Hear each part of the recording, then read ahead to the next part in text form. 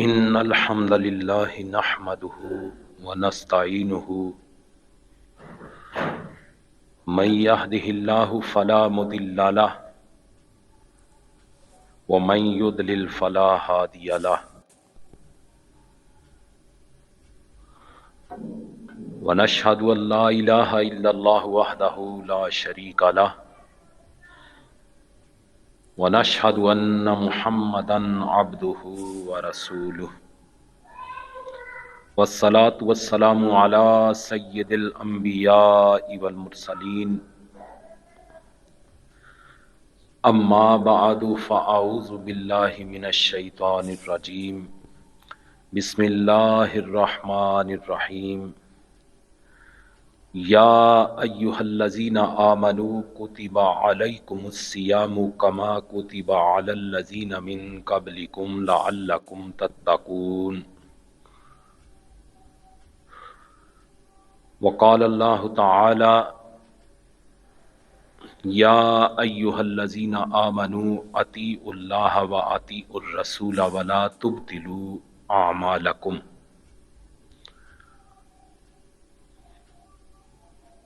وقال رسول اللہ صلی اللہ علیہ وآلہ وسلم من کذب علی متعمدا فلیتبوأ مقعدہ من النار وقال رسول اللہ صلی اللہ علیہ وسلم ما من عبد یخطب خطبۃ الا اللہ سائلہ عنہا ما اراد بها صدق اللہ وصدق رسولہ النبی الکریم الامین ونحن علی ذلک لمن الشاہدین والشاکرین والحمد للہ رب العالمین ان اللہ وملائکتہ یصلون علی النبی یا ایہا الذین آمنوا صلوا علیہ وسلموا تسلیما اللہم صل علی محمد وعلی آل محمد کما صلیت علی ابراہیم وعلی آل ابراہیم انک حمید مجید اللہم بارک علی محمد وعلی آل محمد کما بارکت علی ابراہیم وعلی آل ابراہیم انک حمید مجید الصلاۃ والسلام علیک یا سیدی یا رسول اللہ وعلی آلک واصحابک یا سیدی یا حبیب اللہ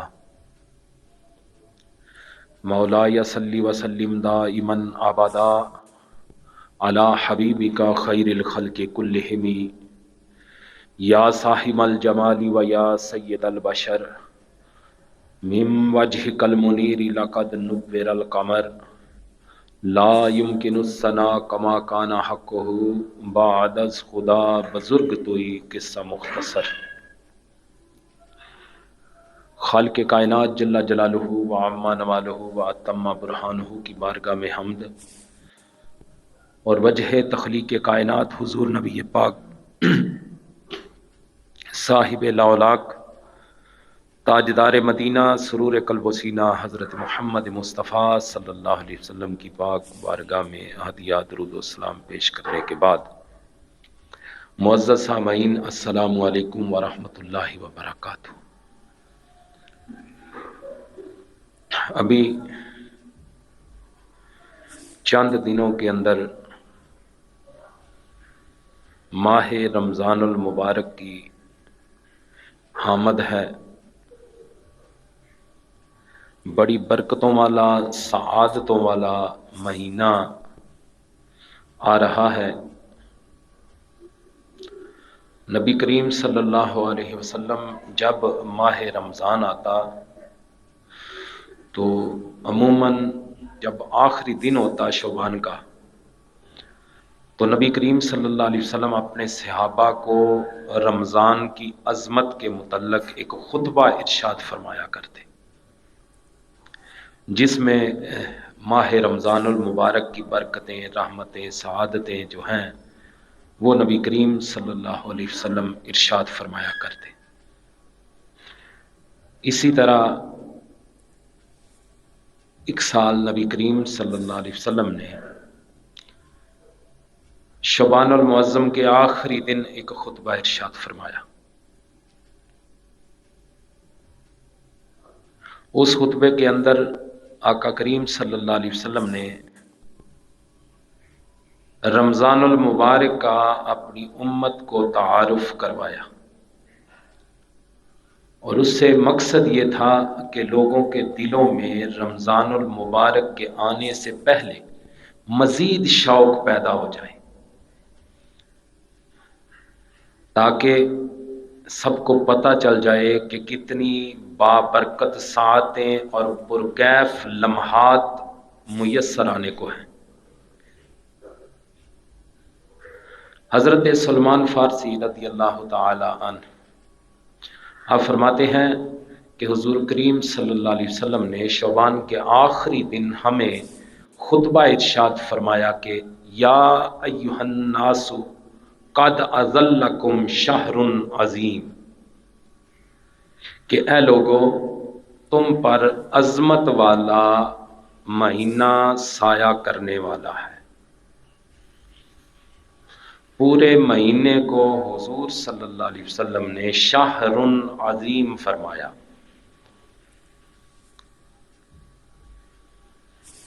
یعنی یہ مہینہ، اس کے دن، اس کی راتیں، اس کی صبحیں، اس کی شامیں، اس کی فجر، اس کی ظہر، اس کی عصر، اس کی مغرب، اس کی عشاء، اس کا ایک ایک گھنٹہ اور ایک ایک منٹ، ایک ایک لمحہ، یعنی یہ پورے کا پورا مہینہ خالق نے عظمتوں والا بنایا. اللہ اکبر. نیز فرمایا کہ اس میں ایک ایسی رات ہے جو 1000 مہینوں سے بہتر ہے. اور یہاں عظمت سے مراد یہ ہے کہ جو اس میں عبادت کرتا ہے، اس کا حق ادا کرتا ہے، تو وہ بھی عظمت والا بن جاتا ہے. یعنی یہ ماہ مبارک صرف خود ہی عظمت والا نہیں، جو اس میں اللہ تعالیٰ کی عبادت کرے، اس کا حق ادا کرے، تو وہ شخص بھی عظمت والا بن جاتا ہے. اللہ تعالیٰ کی بارگاہ سے اسے بھی عظمت مل جاتی ہے. شہر مبارک، یہ مبارک مہینہ ہے. اللہ اکبر کبیرہ. مبارک کا معنی ہے برکت، برکت والا مہینہ ہے. یعنی اس مہینے کے اندر اللہ تعالیٰ نے برکتیں رکھی ہوئی ہیں. اب حضور صلی اللہ علیہ وسلم نے اپنے خطبے کے اندر یہ ایک اجمالی پورے مہینے کا تعارف کروایا. اتنا تعارف کروانے کے بعد نبی کریم صلی اللہ علیہ وسلم نے پھر ان برکتوں کا ذکر کیا جو اس مہینے میں میسر آتی ہیں. آقا کریم صلی اللہ علیہ وسلم نے فرمایا جعل اللہ صیامہ فریضۃ وقیام لیلہ تطوعا. حضور نے فرمایا یہ وہ مہینہ ہے جس کے روزے اللہ نے فرض کیے ہیں اور جس کی رات کا قیام اللہ نے نفل فرمایا ہے. یہاں یہ جو نفل کا لفظ استعمال ہے اپنے لغوی معنی میں استعمال ہوا ہے. لغوی معنی اس کا ہوتا ہے زائد، یعنی یہاں رات کے قیام سے مراد تراویح ہے، اور نماز تراویح اس مہینے کی راتوں میں زائد عبادت ہے.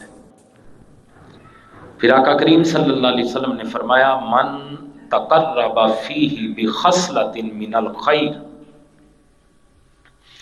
کمن ادیا 70 فریضۃ فیما سواہ. حضور صلی اللہ علیہ وسلم نے فرمایا جو اس مہینے میں نفلی نیکی سے اللہ تعالیٰ کا قرب حاصل کرے گا، گویا اس نے دوسرے مہینہ میں فرض ادا کیا.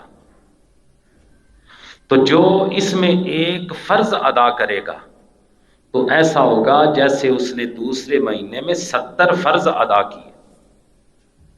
اللہ اکبر۔ دیکھیں یہ ایسا برکتوں والا مہینہ ہے، اس میں جو بندے کو نیکیاں ملتی ہیں وہ کسی کی عقل میں نہیں آ سکتی۔ ابھی میں آپ کو بتاتا ہوں، اگر آپ مکہ معظمہ میں، حرم مکہ میں ایک فرض ادا کریں تو اس کا ثواب آپ کو اس مہینے میں 70 لاکھ فرض کا ملے گا۔ کیونکہ عام دنوں میں اگر آپ ایک فرض ادا کریں تو 1 لاکھ فرض، تو جب ماہ رمضان آ جائے، حرم مکہ میں آپ ایک فرض ادا کریں 70 لاکھ فرضوں کا اجر ملتا ہے۔ اور اسی طرح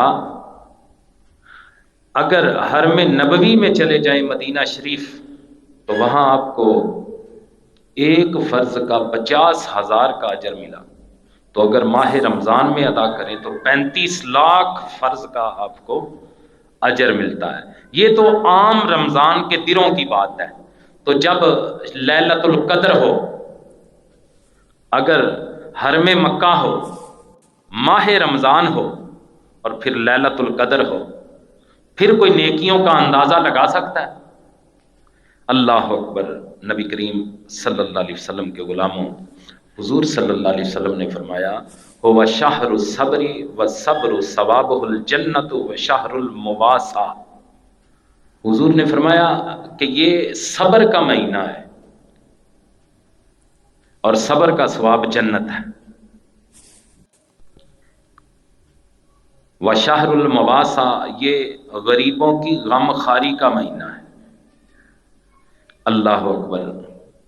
اس مہینے کے اندر قدرتی طور پہ غرباء کے ساتھ ہمدردی کا جذبہ پیدا ہو جاتا ہے۔ مواسات کا معنی مساہمت بھی ہے،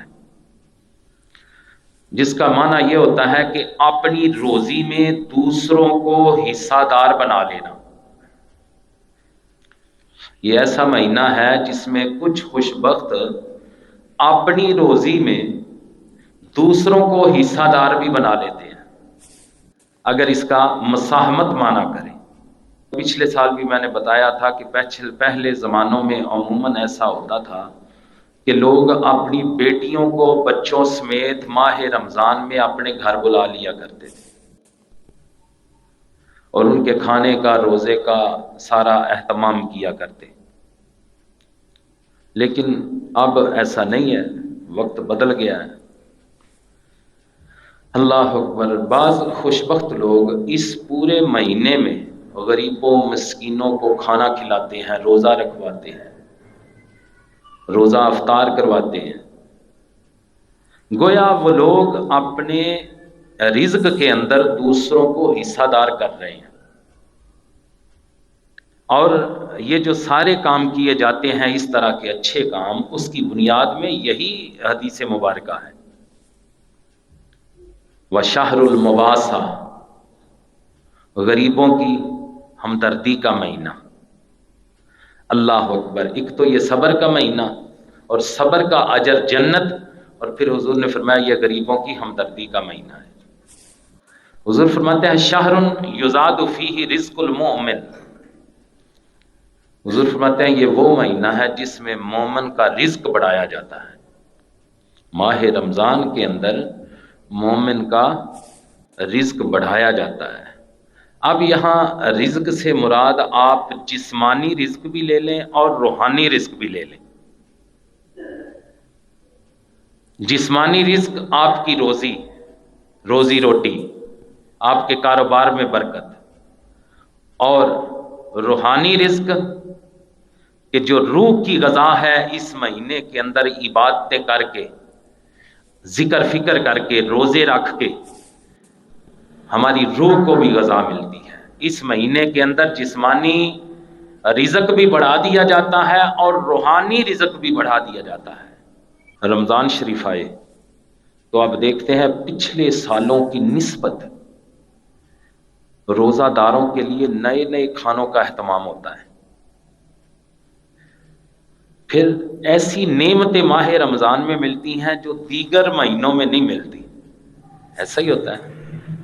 یہ وہی چیز ہے شہر یزاد فیہ رزق المؤمن، کہ اس مہینے کے اندر مومن کا رزق بڑھا دیا جاتا ہے.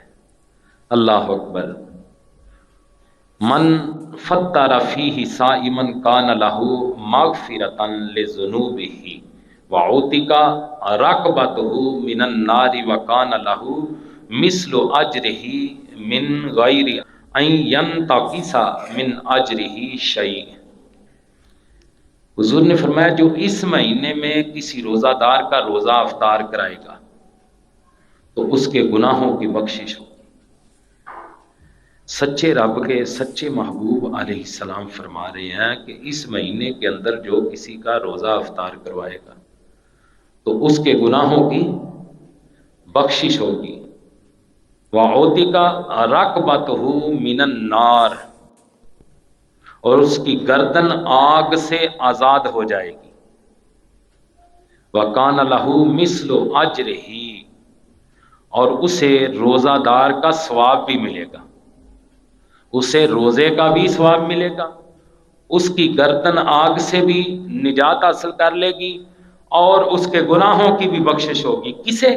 جو کسی روزہ دار کا اللہ کی رضا کے لیے روزہ افطار کروائے. اور پھر این ینتقص من اجرہ شیء، حضور فرماتے ہیں یہ نہیں کہ جسے اس نے روزہ افطار کروایا ہے اس کے روزے میں کوئی کمی آئے گی اجر میں، نہیں، اسے بھی پورا اجر ملے گا اور افطار کرانے والے کو بھی پورا اجر ملے گا. اللہ اکبر. جو اس مہینہ میں کسی روزہ دار کا روزہ افطار کروائے تو اس کے گناہوں کی بخشش، گردن آگ سے آزاد، دو چیزیں، اور اسے روزہ دار جیسا ثواب ملے گا، تین چیزیں. پھر اس روزے دار کا اجر بھی کم نہیں ہوگا. اللہ اکبر. نبی کریم صلی اللہ علیہ وسلم کے غلاموں، صحابہ اکرام یہ حضور کی بات سن کے نا، صحابہ اکرام یہ سمجھے کہ افراد سے افطار کرانے سے مراد یہ ہے کہ اسے پیٹ بھر کے کھانا کھلایا جائے، سیر کروا کے. تو صحابہ اکرام نے نبی کریم صلی اللہ علیہ وسلم کی بارگاہ میں عرض کی، یا رسول اللہ صلی اللہ علیہ وسلم، حضور ہم میں سے ہر شخص وہ نہیں پاتا کہ جس سے روزہ افطار کرائے، یعنی کہ ہم میں اتنی سخت ہر کسی کو نہیں کہ کسی کو پیٹ بھر کے کھانا کھلائے روزہ افطار کراتے ہوئے، اسے سیر کروائیں. تو آقا کریم صلی اللہ علیہ وسلم نے فرمایا کہ اللہ یہ ثواب اسے دے گا جو روزہ دار کو ایک گھونٹ دودھ یا گھونٹ بھر پانی سے ہی افطار کرا دے. یہ ضروری نہیں کہ آپ کسی کو پیٹ بھر کے کھلائیں تو پھر آپ کو اجر ملے گا روزے کا. اگر آپ کے پاس اتنی استطاعت نہیں، آپ کے پاس ایک کھجور کی استطاعت ہے، پانی کا گھونٹ پلانے کی استطاعت ہے، آپ اپنی استطاعت کے مطابق اللہ تعالیٰ کی رضا کے لیے کسی روزہ دار کا روزہ افطار کروائیں گے تو اللہ تعالیٰ چاہے آپ ایک گھونٹ پانی سے کروائیں تو اللہ تعالیٰ کو مکمل اجر عطا فرمائے گا. اللہ اکبر. پھر آقا کریم صلی اللہ علیہ وسلم نے ارشاد فرمایا، اور جو روزہ دار کو سیر کرے اللہ اسے میرے حوض سے وہ پانی پلائے گا کہ کبھی پیاسا نہ ہوگا حتیٰ کہ جنت میں داخل ہو جائے. حضور نے فرمایا جو روزہ دار کو سیر کر کے، ایک تو بات ہو گئی گھونٹ پانی سے روزہ افطار کروانے کی، ایک کھجور سے روزہ افطار کروانے کی. حضور نے فرمایا اگر آپ کے پاس استطاعت نہیں تو تم اپنی استطاعت کے مطابق کرواؤ، لیکن اگر تم پیٹ بھر کے کسی کو کھانا کھلاتے ہو، روزہ دار کو روزہ افطار کراتے ہوئے، تو حضور نے فرمایا روزہ دار کو اللہ تعالی میرے حوض سے وہ پانی پلائے گا کہ جس کے بعد کبھی پیاس نہیں لگے گی حتیٰ کہ جنت میں داخل ہو جائے گا.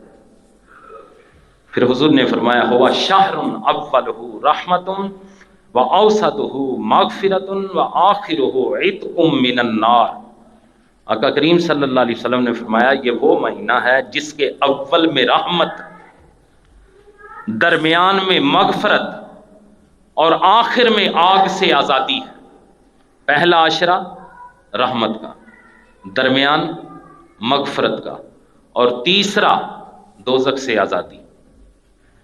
یا آقا کریم صلی اللہ علیہ وسلم نے اس مہینے کے متعلق بتایا جو کہ چند دن کے بعد آ رہا ہے، اور یہ وہ خطبہ ہے جب شعبان کے آخری دن عموماً نبی کریم صلی اللہ علیہ وسلم اپنے صحابہ کو اکٹھا کر کے اس مہینے کی عظمت حضور بتایا کرتے، میرے صحابہ اب فلاں مہینہ آ رہا ہے اور اس کی یہ عظمت ہے۔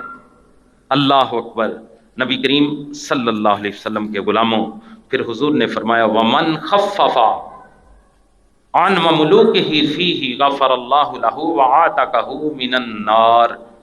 حضور نے فرمایا جو اس مہینے میں اپنے غلام سے تخفیف کرے گا تو اللہ اسے بخش دے گا اور آگ سے آزاد فرما دے گا۔ یہ دیکھیں، جو اپنے غلام سے تخفیف کرے گا یعنی اپنے ملازم سے، اپنے ورکر سے کم کام لے، تھوڑا کام لے، اس لیے کہ ماہ رمضان ہے، اگر ان میں تھوڑی سی انہیں نرمی دے گا، تخفیف کرے گا، تو اللہ کے محبوب صلی اللہ علیہ وسلم فرماتے ہیں کہ اس نے ان کے کام میں رمضان کے لیے تخفیف کی، اللہ تعالیٰ اس بندے کو اس عمل سے بخش دے گا اور اسے آگ سے آزاد کر دے گا۔ اللہ اکبر۔ اسلامی حکومتوں کے اندر ماہ رمضان میں جو مسلمان بادشاہ ہوا کرتے تھے، ہر محکمے میں چھٹیاں کیا کرتے تھے۔ یہ تو ہمارے وقتوں کی بات ہے کہ پاکستان اسلام کے نام پہ معرض وجود میں آیا، لیکن آج تک اسلام کا نفاذ نہ ہو سکا۔ اسلامی حکومتیں جب ماہ رمضان آتا تو اسلامی بادشاہ جو ہوتے وہ سارے محکموں میں عموماً چھٹیاں کر دیا کرتے۔ اب بھی آپ دیکھیں جو دینی مدارس ہیں، جو مدرسے ہیں دین کے، وہاں آج بھی ماہ رمضان میں چھٹیاں ہوتی ہیں تاکہ جو پڑھانے والے مدرسین ہیں، پڑھنے والے طلباء ہیں، وہ ماہ رمضان کے اندر ان کو عبادت کے لیے فراغت مل جائے، انہیں وقت مل جائے کہ اللہ تعالیٰ کی عبادت کریں۔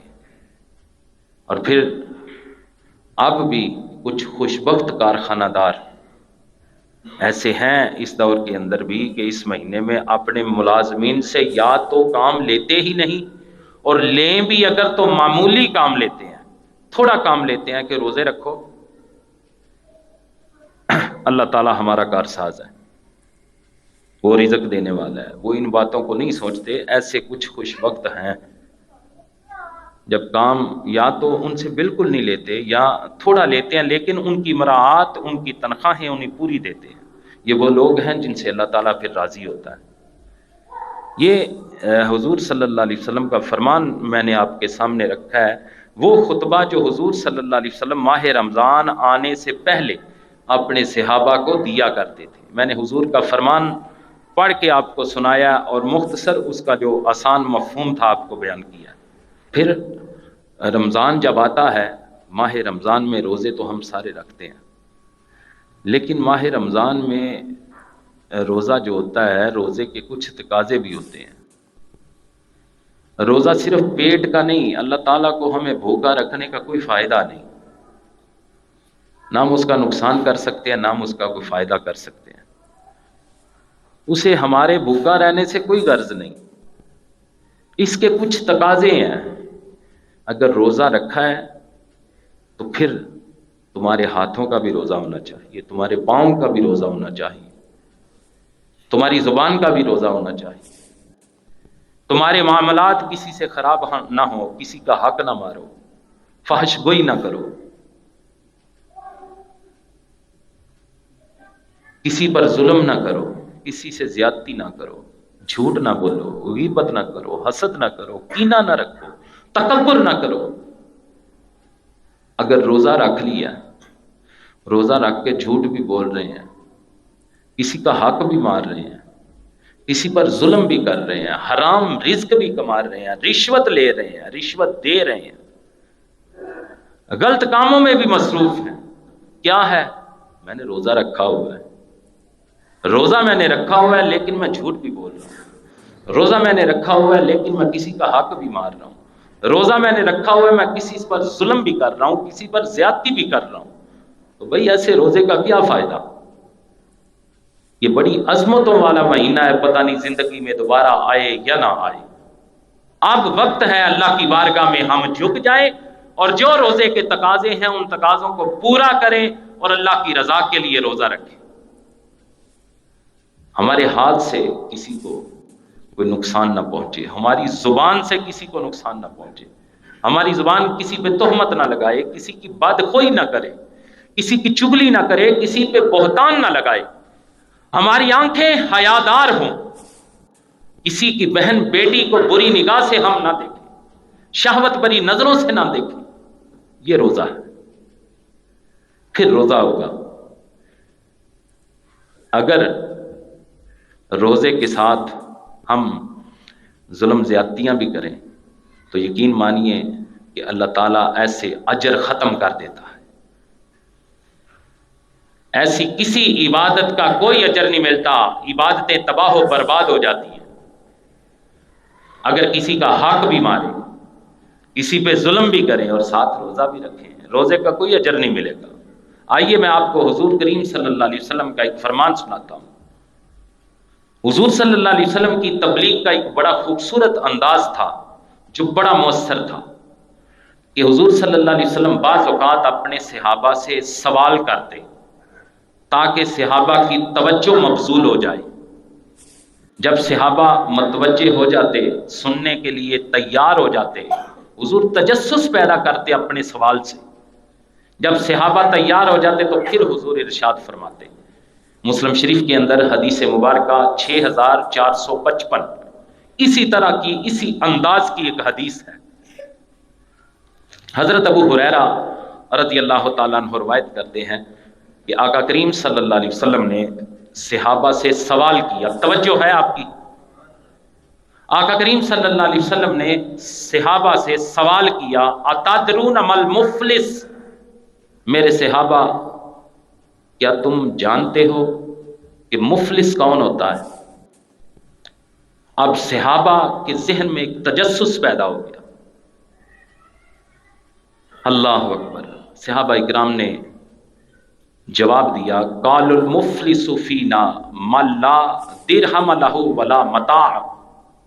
صحابہ اکرام نے عرض کی، یا رسول اللہ صلی اللہ علیہ وسلم، حضور ہمارے نزدیک مفلس وہ ہوتا ہے جس کے پاس نہ کوئی درہم ہو اور نہ کوئی متاع ہو، نہ کوئی جائیداد ہو۔ یعنی ہمارے نزدیک وہ شخص مفلس ہے جس کے پاس نہ کوئی درہم و دینار ہے، نہ کوئی گھر، نہ روپیہ، نہ پیسہ، اور نہ کوئی ساز و سامان زندگی ہو۔ حضور مفلس وہ ہوتا ہے۔ اور یہاں پہ حضور صلی اللہ علیہ وسلم صحابہ کو ایک بہت بڑی بات سمجھانا چاہتے تھے، جس لیے حضور صلی اللہ علیہ وسلم نے تجسس پیدا فرمایا اپنے انداز کے اندر۔ صحابہ نے کہا جس کے پاس روپیہ پیسہ نہ ہو، جس کے پاس مال دولت نہ ہو، جس کے پاس جائیداد نہ ہو، گھر نہ ہو، وہ حضور مفلس ہے۔ اب حضور صلی اللہ علیہ وسلم نے صحابہ کا یہ جواب سنا تو آپ صلی اللہ علیہ وسلم کے انداز بیان نے فرمایا کہ آؤ میرے صحابہ، میں تمہیں بتاؤں کہ مفلس کون ہوتا ہے۔ اب صحابہ اکرام کا تجسس عروج پہ تھا اور وہ سننے کے لیے بے چین ہو گئے کہ حضور کسے مفلس فرماتے ہیں۔ پھر آقا کریم صلی اللہ علیہ وسلم نے ارشاد فرمایا، توجہ فرمائیے گا، ہم بھی انہیں ہی غریب سمجھتے ہیں کہ جس کے پاس گھر نہ ہو، جس کے پاس کاروبار نہ ہو، جس کے پاس رہنے کو جگہ نہ ہو، ہم سمجھتے ہیں یہ غریب ہے۔ لیکن آؤ میں آپ کو بتاؤں کہ حقیقی مفلس کون ہے، جسے آپ کے اور میرے آقا نے مفلس کہا ہے۔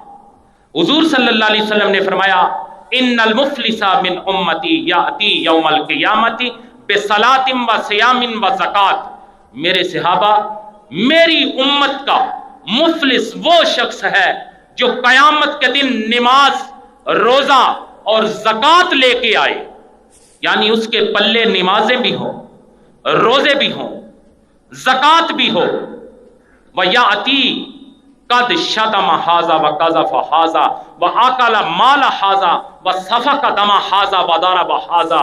آقا کریم صلی اللہ علیہ وسلم نے فرمایا کہ میری امت کا مفلس وہ شخص ہے کہ جو قیامت کے دن نماز، روزہ، زکات لے کے آئے، لیکن اس شخص نے دنیا میں کسی کو گالی دی تھی، کسی کو تہمت لگائی تھی، کسی کا مال کھایا تھا، کسی کا خون بہایا تھا، یعنی کسی کو قتل کیا تھا یا کسی کو ہاتھ سے مارا تھا، یہ حضور صلی اللہ علیہ وسلم کے فرمان کا مفہوم ہے۔ لے کے وہ روزے، نماز، زکوٰۃ، حج، عبادات لے کے آیا ہے، لیکن ساتھ ہی وہ یہ چیزیں بھی لے کے آیا کہ دنیا میں کسی کو مارا ہوگا، کسی کو قتل کیا ہوگا، کسی کو گالی دی ہوگی، کسی کا حق مارا ہوگا، کسی پر ظلم کیا ہوگا، کسی پر کچھ کیا ہوگا، ساتھ وہ یہ چیزیں لے کے بھی آیا ہوگا۔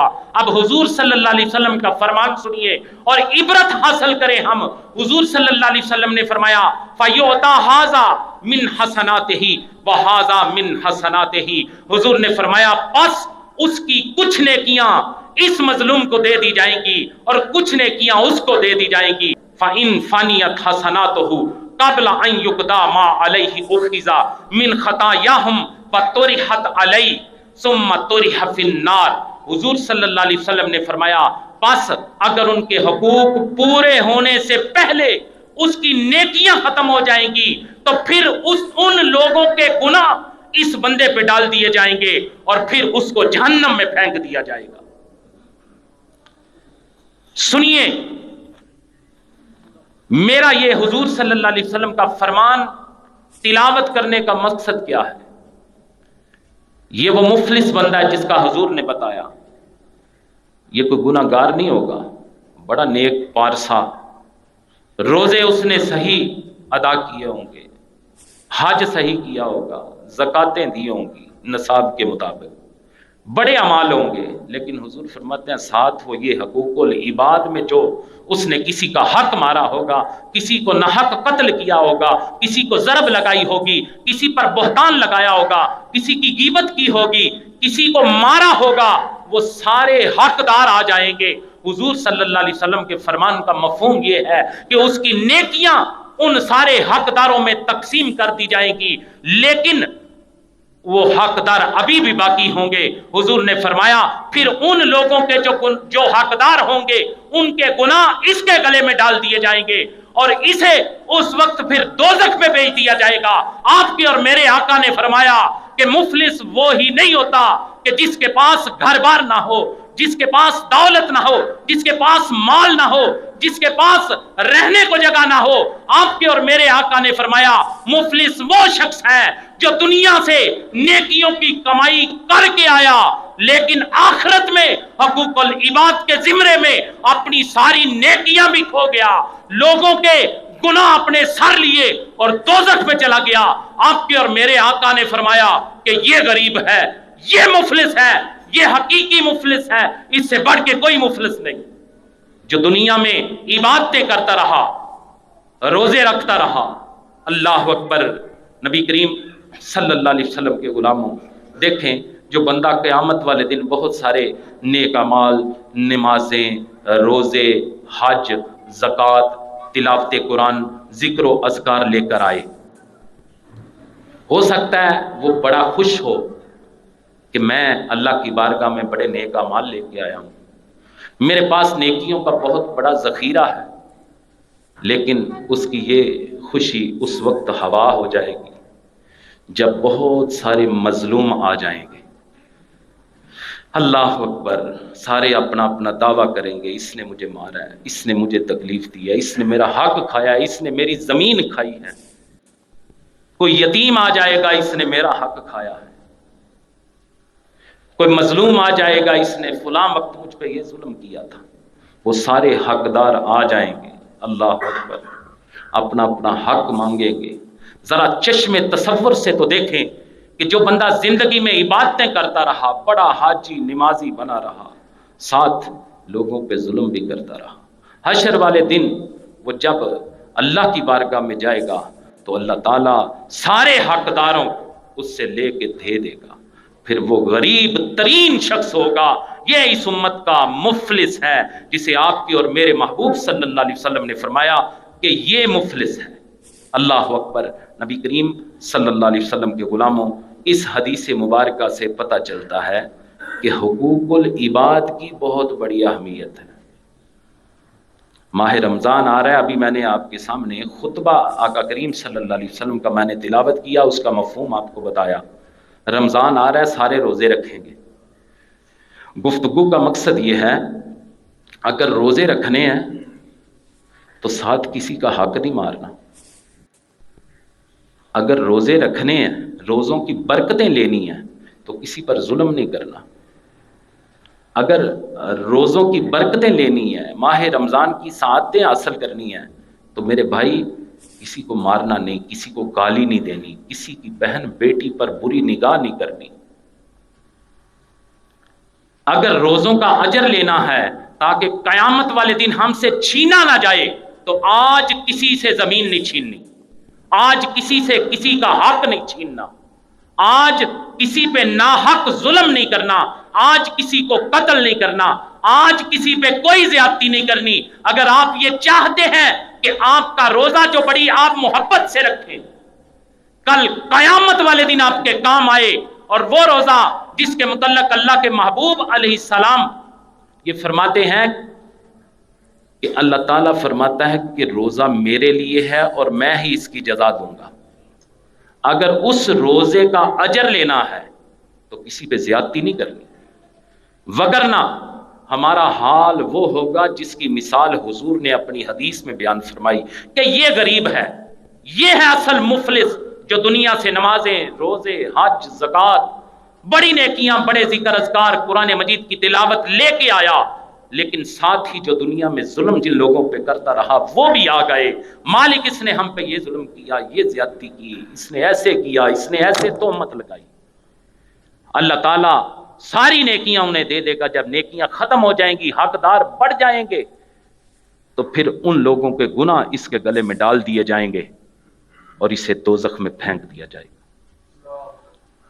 نبی کریم صلی اللہ علیہ وسلم کے غلاموں، دیکھیں جب تک حقوق العباد ہم صحیح طریقے سے ادا نہیں کرتے، بھلے ہم شب زندہ دار عبادت گزار کیوں نہ ہوں، سال میں 6 مہینے ہم روزے بھی رکھ لیں، ہمیں پتہ چل جائے عید سے 10 دن پہلے کہ اس مرتبہ حج اکبر ہے، ہم 5، 7، 10 لاکھ کا حج پیکج مہنگا لے کے حج اکبر بھی کرائیں، اللہ اکبر۔ نبی کریم صلی اللہ علیہ وسلم کے غلاموں، اگر ہم ہر سال مسجد نبوی میں جا کے اعتکاف بھی بیٹھیں، ہر سال صحیح طریقے سے نصاب کے مطابق زکوٰۃ بھی دیں، لیکن ساتھ ہی ہم نے دنیا میں لوگوں کے حق بھی مارے ہوں، تو قسم ہے اللہ کی عزت کی، میرے محبوب کے فرمان سچے ہیں، حضور کی بات ادھر سے ادھر نہیں ہو سکتی، آپ کتنے بڑے عبادت گزار کیوں نہ ہو، اگر کسی کا حق مارا ہے، کسی پہ زیادتی کی ہے، کسی پہ ظلم کیا ہے، تو ہرگز یہ توقع نہ رکھیے کہ آپ کا وہ 5، 10 لاکھ مہنگا حج پیکج آپ کو بچا جائے گا۔ آپ حج اکبر بھی کرتے رہے، مسجد نبوی شریف میں آپ اعتکاف بھی کرتے رہے، یہ نیکیاں لے کے اللہ کی بارگاہ میں جائیں، مالک تمہاری ساری نیکیاں ان حقداروں میں تقسیم کر دے گا۔ اللہ اکبر۔ میرے سچے رب کے سچے محبوب علیہ السلام نے فرمایا فَأَعْطُوا كُلَّ ذِي حَقٍّ حَقًّا، حضور نے فرمایا ہر حقدار کو اس کا حق دو، ہر حقدار کو اس کا حق دو۔ حضرت ابو ہریرہ رضی اللہ تعالی عنہ آپ روایت کرتے ہیں کہ حضور صلی اللہ علیہ وسلم نے فرمایا کل المسلم علی المسلم حرام مالہ وعرضہ ودمہ حسب امرئ من الشر ان یحقر اخاہ المسلم۔ نبی کریم صلی اللہ علیہ وسلم کے غلاموں، حضور نے فرمایا ہر مسلمان کا دوسرے مسلمان پر کے مال، اس کی عزت اور اس کا خون حرام ہے۔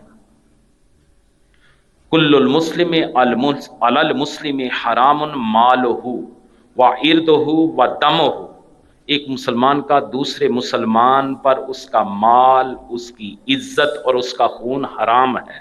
اور حضور نے فرمایا حسب امرئ من الشر ان یحقر اخاہ، حضور نے فرمایا آدمی کے برا ہونے کے لیے اتنا ہی کافی ہے کہ وہ اپنے مسلمان بھائی کو حقیر سمجھے۔ اللہ اکبر۔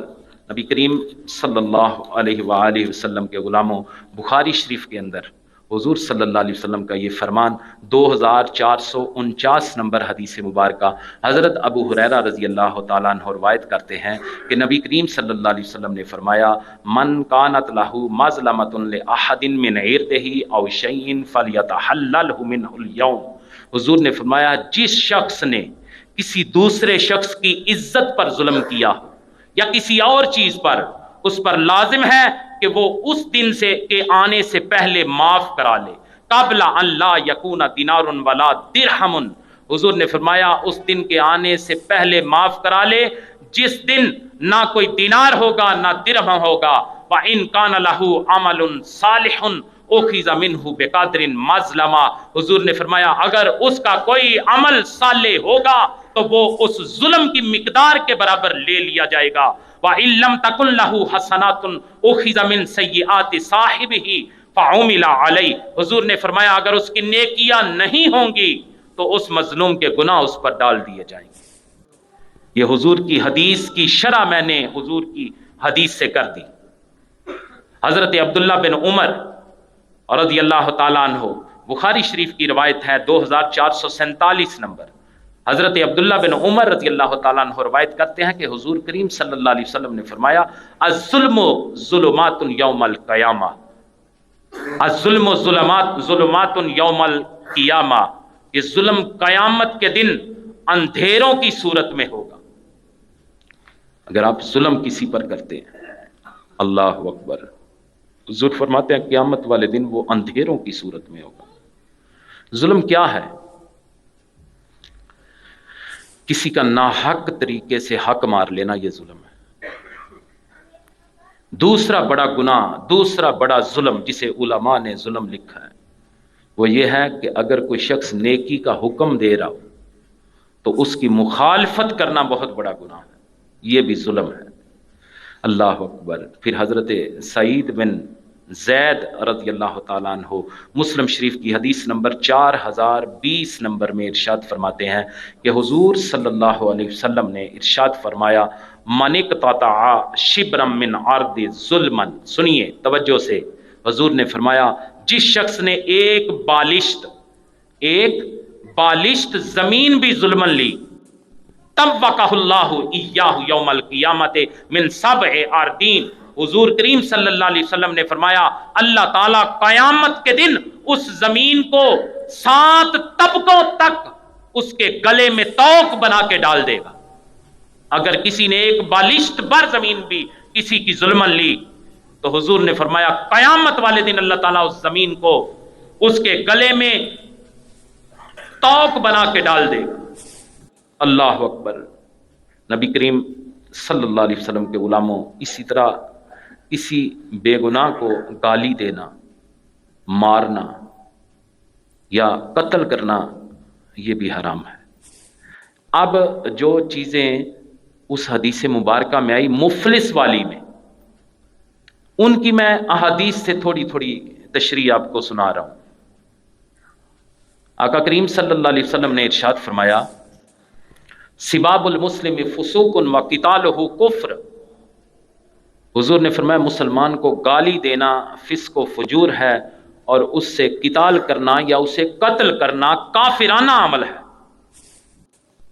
کسی مسلمان کو گالی دینا ہم معمولی سمجھتے ہیں، یار دوست آپس میں بیٹھے ہزاروں گالیاں نکالتے ہیں، اسے ہم گناہ ہی نہیں سمجھتے، لیکن حضور فرماتے ہیں یہ فسق و فجور ہے۔ رمضان آ رہا ہے، روزے آ رہے ہیں، توجہ کیجئے سارے اپنی اپنی زبانوں کی طرف، مذاق میں بھی گالی نہیں نکالنی، یہ فسق و فجور ہے۔ کسی کو گالیاں نکال کے، کسی کو مار کے ہمیں روزے کا اجر نہیں ملے گا، وہ چھین لیا جائے گا۔ نبی کریم صلی اللہ علیہ وسلم کے غلاموں، آقا کریم صلی اللہ علیہ وسلم کے غلاموں، کسی مسلمان کو یہ زیب نہیں دیتا کہ وہ کسی بھی انسان کو زبان یا ہاتھ سے یا کسی اور طریقے سے تکلیف پہنچائے۔ مسند امام احمد بن حنبل میں حدیث مبارکہ 7086 اس میں آقا کریم صلی اللہ علیہ وسلم کا یہ فرمان موجود ہے، المسلم من سالم الناس من لسانہ و یدہ۔ حضور نے فرمایا مسلمان وہ ہے جس کی زبان اور ہاتھ سے دوسرے مسلمان محفوظ رہیں۔ دیکھیے، اگر حضور کو آپ سچا مانتے ہیں کہ نہیں؟ الحمدللہ ہم حضور کو سچا مانتے ہیں۔ حضور کی کوئی بات جھوٹی ہو سکتی ہے؟ یہ ابھی جو میں نے حدیث سنائی، المسلم من سالم الناس من لسانہ و یدہ، حضور نے فرمایا مسلمان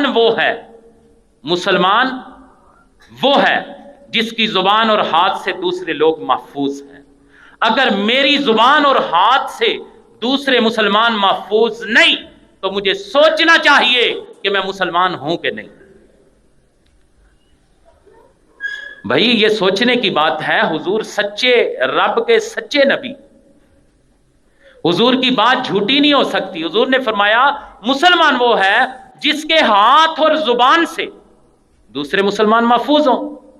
تو پھر ہمیں سوچنا ضرور چاہیے کہ اگر میری زبان سے کسی کو تکلیف پہنچتی ہے، میری زبان کسی پہ بہتان لگائے، کسی پہ تہمت لگائے، کسی کو گالیاں دے، تو مجھے حق پہنچتا ہے میں اپنے آپ کو مسلمان سمجھوں۔ اگر میں کسی کو اپنے ہاتھ سے ظلمن مارتا ہوں تو مجھے حق پہنچتا ہے میں اپنے آپ کو مسلمان کہوں۔ بھائی سوچنے کی بات ہے، حضور کا فرمان ہے، سچا ہے۔ ضرورت اس بات کی ہے کہ ہم سارے سوچیں سمجھیں اس بات کو۔ یہ کوئی معمولی چیزیں تو نہیں جو اللہ کے محبوب نے ارشاد فرما دی، یہ بڑی اہمیت کی حامل چیزیں ہیں۔ بھائی اپنے ہاتھوں کو بچاؤ کسی پر ظلم کرنے سے، اپنی زبان کو بچاؤ، کسی کو گالی نہ نکالے، کسی کی غیبت نہ کرے، کسی کی چگلی نہ لگائے، کسی پہ بہتان تراشی نہ کرے، کسی پہ تہمت نہ لگائے، اپنی زبان کو کنٹرول کرو، وگرنہ ہمارے مسلمان ہونے میں شک ہوگا۔ اللہ اکبر۔ حضرت انس رضی اللہ تعالیٰ عنہ فرماتے ہیں، امام بخاری نے الادب المفرد میں حدیث مبارکہ 485 نمبر درج فرمائی ہے، لم یکن رسول اللہ صلی اللہ علیہ وسلم، سنیے وہ محبوب جن کا نام سن کے ہمارے سینے میں ٹھنڈ پڑتی ہے، جن کا نام لے لے کے ہم جی رہے ہیں، سنیے اس محبوب کا اخلاق کیا تھا۔ حضرت انس رضی اللہ تعالیٰ عنہ فرماتے ہیں، لم یکن رسول اللہ صلی اللہ علیہ وسلم فاحشم ولا لعانم ولا سبابا۔ حضرت انس رضی اللہ تعالیٰ عنہ فرماتے ہیں کہ نبی کریم صلی اللہ علیہ وسلم نہ تو فاحش گو تھے، نہ کسی کو لعنت دیتے تھے، اور نہ کسی کو گالی دیا کرتے تھے۔ اور تیرا وہ محبوب جس کا نام سن کے تیرے سینے میں ٹھنڈ پڑے، وہ محبوب کسی پہ لعنت نہ کرے، وہ محبوب کسی کو گالی نہ دے، وہ محبوب فحش گوئی نہ کرے، اور ہم اس کا کلمہ پڑھنے والے لوگوں کو گالیاں دیں، اپنی زبان کا غلط استعمال کریں۔ کیسے زیب دے لیتی ہے یہ بات، ہمارے منہ کیسے یہ زیب دیتے ہیں کہ ہم اس محبوب کا اپنے آپ کو غلام کہیں۔ صحابی کہتے ہیں حضور کسی پہ لعنت بھی نہیں کرتے تھے، اپنے تو اپنے رہے۔ نبی کریم صلی اللہ علیہ وسلم کے غلاموں، اپنے تو اپنے۔ آقا کریم صلی اللہ علیہ وسلم کا فرمان کہ متعلق حضرت ابو ہریرہ رضی اللہ تعالیٰ عنہ ارشاد فرماتے ہیں، ہم اس محبوب کے غلام ہیں۔ ادب المفرد کتاب کا نام، لکھنے والے کا نام امام بخاری۔ آقا کریم صلی اللہ علیہ وسلم کا فرمان روایت کیا حضرت ابو ہریرہ رضی اللہ تعالی عنہ نے، ان النبی صلی اللہ علیہ وسلم کان یتعوذ من سوء القضاء وشماتۃ الاعداء۔ حضرت ابو ہریرہ رضی اللہ تعالیٰ عنہ فرماتے ہیں کہ نبی کریم صلی اللہ علیہ وسلم برے فیصلوں اور دشمنوں کو گالیاں دینے سے اللہ کی پناہ مانگتے تھے۔ اور تیرا نبی تو وہ ہے جو دشمنوں کو بھی گالیاں نہ دے، تو اپنے سگے بھائیوں کو دیتا ہے، تو اپنی سگی ماں کو دیتا ہے، اپنی بہنوں کو گالیاں نکالتا ہے۔ اس منہ سے ہم اپنے آپ کو حضور کا غلام کہتے ہیں۔ اللہ اکبر۔ نبی کریم صلی اللہ علیہ وسلم کے غلاموں، سنو آخری حدیث مبارکہ ابو داؤد شریف کی تہمت لگانے کے حوالے سے۔ ابو داؤد شریف حدیث نمبر 3597، حضرت عبداللہ رضی اللہ تعالیٰ عنہ کے حوالہ سے یہ فرمان ہے کہ آقا کریم صلی اللہ علیہ وسلم نے فرمایا، من قال فی مومن ما لیس فی، جو شخص کسی مومن کے بارے میں کوئی ایسی بات کہے جو اس میں نہ ہو. یہ بات کس کی ہے؟ حضور کی. حضور فرماتے ہیں جو شخص کسی مومن کے متعلق ایسی بات کہے جو اس میں نہ ہو، اسکنہ اللہ ردغۃ الخبالی حتی یخرج مما قال. آقا کریم صلی اللہ علیہ وسلم فرمایا اللہ تعالیٰ اسے جہنمیوں کی پیپ میں ڈالے گا، اور جب تک وہ اس چیز سے باہر نکل نہیں آتا جو اس نے بات کہی. دیکھیں، اگر کسی پر بہتان لگایا، کسی پر تہمت لگائی، حضور نے فرمایا ایسی بات کہے جو اس میں نہ ہو. کسی پر تہمت لگا رہا ہے، بہتان لگا رہا ہے، آقا کریم صلی اللہ علیہ وسلم نے فرمایا کہ اسے جہنمیوں کی پیپ میں ڈالا جائے گا. یہ بات جھوٹی ہو سکتی ہے؟ کسی مائی کے لال میں یہ جرت ہو کہ جو یہ کہے کہ ایسا نہیں ہوگا. یار اگر ایسا ہونا ہے تو ہمیں چاہیے کہ ہم عبرت لیں اور ایسے کاموں سے باز آ جائیں. کسی پہ بہتان نہ لگائیں، کسی پہ جھوٹی تہمت نہ لگائیں، کسی کو گالی نہ دیں، کسی کا حق نہ ماریں. اللہ تعالی ہم سب پہ اپنا فضل فرمائے. گفتگو کا مقصد صرف یہی ہے کہ ہم سب اپنے اپنے احوال پہ غور کریں. ماہ رمضان آ رہا ہے، کوشش کریں سارے روزے رکھیں، لیکن جو روزے کے ساتھ ساتھ کسی پہ ظلم کرے گا، حرام کھائے گا، کسی کو مارے گا، کسی کو گالی دے گا، کسی پہ ظلم کرے گا، کسی کی چگلی، غیبت، ایسے معاملات کرے گا. میں نے آپ کو بھی حضور کے فرمودات سنائے. پھر اس خوش فہمی میں نہ رہیں ہم کہ ہم نے روزے رکھے ہیں، وہ روزے چھین لیے جائیں گے.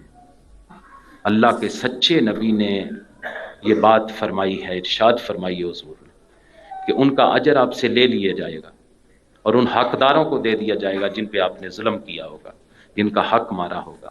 آقا کریم صلی اللہ علیہ وسلم کے غلاموں، اللہ تعالی ہم سب پہ اپنا فضل فرمائے. جتنی باتیں ہم کہتے ہیں، سنتے ہیں، ان سب پہ ہمیں عمل کرنے کی بھی توفیق عطا فرمائے. وما علینا الا البلاغ المبین.